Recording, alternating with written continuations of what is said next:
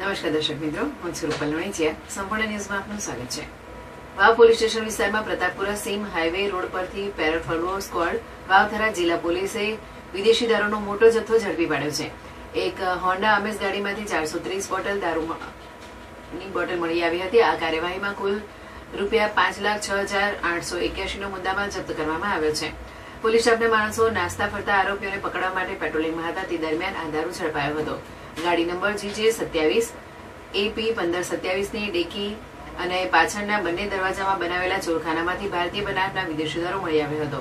દારૂના જથ્થા ઉપરાંત હોન્ડા અમેઝ ગાડી અને 2 મોબાઈલ ફોન સહિત કુલ ₹5,06,881 નો મુદ્દામાલ જપ્ત કરવામાં આવ્યો છે.